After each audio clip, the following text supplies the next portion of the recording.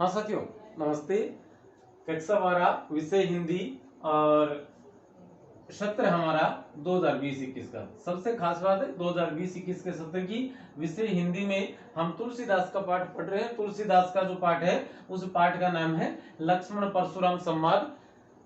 सीता के स्वयंवर में राम के हाथों से धनुष की प्रत्यंचा चढ़ाते वक्त शिव का धनुष विखंडित हो जाता है, टूट जाता है और उसी दरमियान परशुराम पधार जाते हैं। परशुराम पधारते हैं तो अपने गुरु का टूटा हुआ धनुष देखकर वो बड़े क्रुद्ध होते हैं और उसी दरमियान लक्ष्मण और परशुराम के बीच में नोक झोंक होती है, वाद विवाद होते हैं, अथवा हम कहें व्यंग्यपूर्ण कटुक्तियां, एक दूसरे पर वो बातों ही बातों से हमले करते हैं। उसी परिप्रेक्ष्य में ये हमारी आज की 5वीं कक्षा है। ये है जो पद है वह रामचरितमानस से लिया गया है। कहां से लिया गया है? रामचरितमानस के बाल कांड से लिया गया है। अब रामचरितमानस के बाल कांड से उद्धृत इस पद का हम वाचन करते हैं, उसके बाद इसकी व्याख्या देखेंगे। तो देखें कि तुम्हें तो कालू हाक जनु लावा, बार बार मोहि लागी बोलावा, सुनत लखन के वचन कठोरा, परसु सुधारी धरे कर घोरा, अब जनि देई दोष मोहि लोगु, कटुवादी बाल को बध जोगु, बाल बिलो की बहुत मैं बाचा, अब यहु मरनिहार भासाचा, कौशिक कहा क्षमी अपराधु, बाल दोष गुण गनहीन साधु, खर कुठार में अकरुण कोही, आगे अपराधी गुरुद्रोही, उत्तर देते छोड़ऊं बिनु मारे, केवल कौशिक सील तुम्हारे, नैत एहि काटि कुठार कठोरे, गुरहि उरिन होते श्रम थोरे। कि मैं इस थोड़े से श्रम में अपने इस कुठार से, अपने इस परशु से लक्ष्मण को काट कर और अपने गुरु की ऋण से मुक्त हो जाता, उऋण हो जाता। देखें इसके बाद में आगे ये यहां से लेकर और यहां तक की सारी चौपाइयां थी और ये है पद, दोहा पद है कि गादी सुनो कह हृदय हंसी, मुनि ही हरि आरई सूझे, अय मय खांड ने ऊख मय, अजहू न बूझ अबूझ। कि ये परशुराम जो है ये राम और लक्ष्मण को अन्य क्षत्रियों की भांति ही समझ रहे हैं, अभिहित कर रहे हैं। जिस प्रकार से उन्होंने अन्य क्षत्रियों का नाश किया था, ये राम और लक्ष्मण को भी उन्हीं के समान मान रहे हैं, जबकि ऐसा नहीं है। देखें आगे क्या कहते हैं शब्दार्थ में। देखें कि कालू का अर्थ मृत्यु, हाके का अर्थ होता है हाके कर लाना या जबरन घेर कर, जैसे हम पशुओं को हाके कर लाते हैं। मोहि लागी का मतलब मेरे लिए, बोलावा का मतलब बुला रहे हो, वचन कठोरा मतलब कटु वचन, वचन मानी वचन, कठोरा मतलब कटु, सुधारी का मतलब होता है संवारना या उसमें धार लगाना, जैसे एकदम तैयार करना, सजाना। धारेऊ का मतलब धारण करना या हाथ में लेना, कर मानी हाथ, घोरा, ये घोरा था, घोरा का अर्थ होता तीखा, तीक्ष्ण या धारदार, एकदम पैना। जनि का अर्थ होता है मत, नहीं के अर्थ में, मत का मतलब वोट नहीं है, मत का अर्थ नहीं के अर्थ में, देई का अर्थ देना, दोषु का अर्थ दोष, कटुवादी का अर्थ है कड़वी बात बोलने वाला, बद जोगु मतलब वध करने योग्य, बाल अर्थात बालक, बांचा का अर्थ होता है मैंने बचाया था, जैसे बचाना। मरणी हार का अर्थ है मरने योग्य, भावानी होना, साचावानी सच में। कौशिक विश्वामित्र क्षमीय क्षमा कीजिए, अपराधु अपराध, बाल दोष मतलब बालकों के दोष, गणही का अर्थ है गणना करना या ध्यान देना, साधु का अर्थ है सज्जन, खर का अर्थ है धारदार, अकरुण का अर्थ है करुणा से रहित, करुण जिसमें करुणा हो, जिसमें दया की भावना हो, और अकरुण का मतलब निर्दयी या करुणा रहित, कोही का अर्थ क्रोधी, आगे का अर्थ है समक्ष या सामने, गुरुद्रोही गुरु का अपमान करने वाला, कि मैं यहां हूं मेरे आगे कौन है? गुरुद्रोही, गुरु का अपमान करने वाला। सील का अर्थ है जैसे सील, ये सील दंते शील या सज्जनता, या इस पद में हम लिहाज भी कर सकते हैं कि हम आपके लिहाज से इसे छोड़ रहे हैं। नैत अलग अलग दोनों, नत नहीं करना, नत का अर्थ होता है झुका हुआ, और ये इस प्रकार से जो शिरोरेखा है वो, ये हिंदी की जो खूबसूरती है वो ये कहती है शिरोरेखा कि न और तय दोनों अलग अलग शब्द हैं। न तय नहीं तो, यही का अर्थ इसे गुरही का अर्थ है गुरु से उऋण का मतलब उऋण होना या ऋण मुक्त होना, मतलब जैसे हम ऋण लेते हैं, ब्याज पर पैसे लेते हैं, वो वापस चुका दिए जाते हैं, तो कहा जाता है उऋण हो गए। श्रम का अर्थ है मेहनत, थोड़े का अर्थ होता है कम या थोड़ी से में, गादी सूनु का अर्थ होता है गादी के पुत्र, सूनु का अर्थ सुत के अर्थ में काम में लिया है, अर्थात विश्वामित्र। हरि हरि का मतलब हरा ही हरा, कि कह श्रावण का अंदर हरियो हरि सूझे, मतलब श्रावण के महीने में जब चारों तरफ हरियाली थी, चौमासा था, और उस समय यदि कोई अंधा हो जाता है, किसी की आंखों की रोशनी उस दरमियान चली जाती है, तो कहते हैं कि मन में अंधा हुआ था इसलिए इसको तो हरा ही हरा दिखाई दे रहा होगा सपनों में।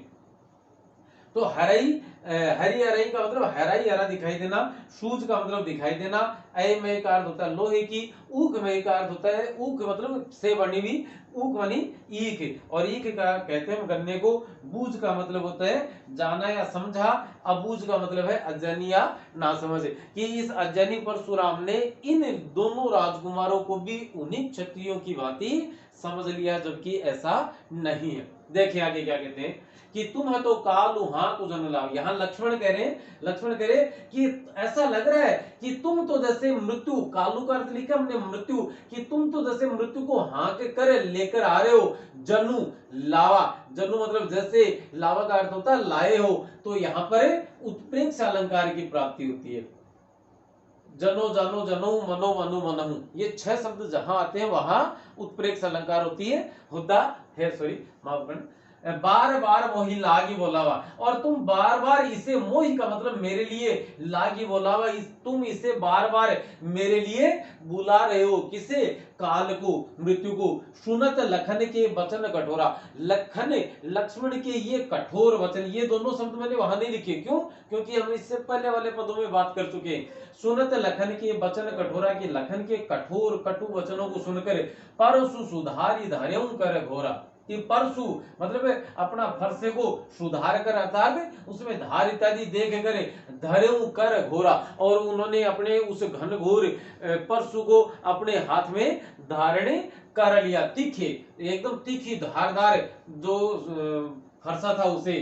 अब जानी दाने देई दोष मोहि लोगु, उसके बाद परशुराम कहते हैं कि अब इतना सब कुछ हो गया, अब इसके बाद कोई व्यक्ति, यहाँ जो लोग खड़े हैं, जो लोगों का अर्थ लोग, ये लोग मुझे दोष मत देना, क्यों, क्योंकि यह कटुवादी बालक बद जोगु, कि यह जो कटुवादी कड़वी बात बोलने वाला यह जो बालक है, यह वध करने के योग्य ही है। बाल बिलो की, कि इसको बच्चा देखकर, बच्चा बालक जानकर बहुत मैं बचा, मैंने इसको बहुत बार बचा दिया, अब तक और कोई होता तो मैं इसे मार चुका होता, लेकिन लक्ष्मण को मैंने क्या माना, बालक बिलो की देख कर जानकर, अब यहू मारणी हार भाषा, अब तो यकीनन वास्तव में ही यह मारने के योग्य हो गया है, सच में यह मारने के योग्य ही हो गया है।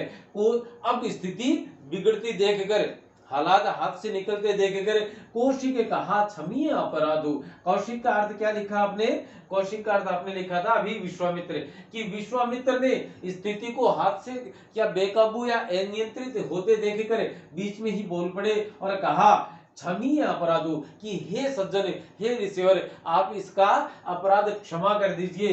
बाल दोष गुण गण ही न साधु, कि बच्चे के, बालक के दोष और गुण पर गण ही न साधु, कि साधु लोग बच्चे के गुण और दोष की गणना नहीं किया करते या उन पर ध्यान नहीं दिया करते। खर कुठार में अकरुण कोई, उसके बाद परशुराम कहते हैं कि मेरा कुठार जो है, मेरा फरसा जो है या मेरा परसु जो है वो बहुत ज्यादा खर है, वह बहुत ज्यादा तीक्ष्ण है, और मैं स्वयं क्या हूं, अकरुण, दया से रहित, निर्दय या करुणा रहित हूँ और कोई क्रोधी स्वभाव वाला हूँ, आगे अपराध ही गुरुद्रोही। और मैं तो ऐसा हूँ, मेरे हाथ में परशु है जो कि बहुत तीखा है, और मैं निर्दय हूँ या करुणा से रहित हूँ, क्रोधी भी हूँ। और मेरे आगे कौन है? एक अपराधी। और अपराध कैसा है? गुरुद्रोही, जिसने गुरु का द्रोह किया था, या गुरु के प्रति जिसने गुरु के प्रति जिसने अपमानित शब्दावली का प्रयोग किया, या गुरु का अपमान करने वाला जो दोषी है, जो अपराधी है, वह मेरे कहाँ है? आगे खड़ा है। आगे का अर्थ लिखा हमने समक्ष या सामने। उत्तर देत छोड़ऊ बिनु मारे, कि यह बात बात में लगातार उत्तर पर उत्तर मुझे देता जा रहा है। छोड़ऊ बिनु मारे, मैं इसे बिना मारे नहीं छोड़ने वाला। केवल सॉरी छोड़ऊ बिनु मारे, यह उत्तर पर उत्तर मुझे देता जा रहा है, बावजूद इसके मैं इसे छोड़ रहा हूँ। छोड़ऊ बिनु मारे, मैं इसे बिना मारे छोड़ रहा हूँ। केवल कौशिक सील तुम्हारे, केवल हे कौशिक, हे विश्वामित्र, मैं तुम्हारे लिहाज से, तुम्हारी सज्जनता का ख्याल करते हुए मैं सिर्फ इसे बिना मारे छोड़ रहा हूं, अन्यथा ऐसा कोई कारण नहीं था कि मैं लक्ष्मण को या इस बालक को बिना मारे छोड़ दूं।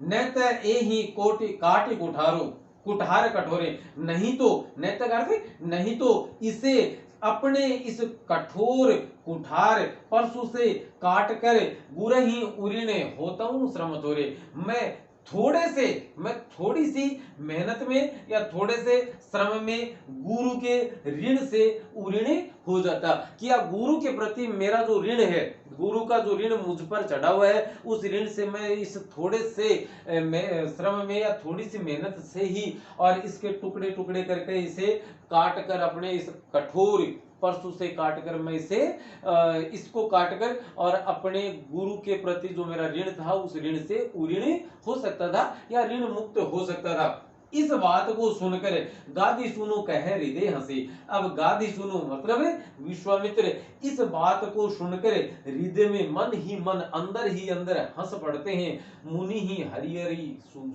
कि मुनि को या ऋषि परशुराम को सब कुछ हरा ही हरा दिखाई दे रहा है। मतलब वो जब सारी स्थितियां समान मानने लगती है, तब कहते हैं कि हरा ही हरा दिखाई दे रहा है, सदा एक जैसा।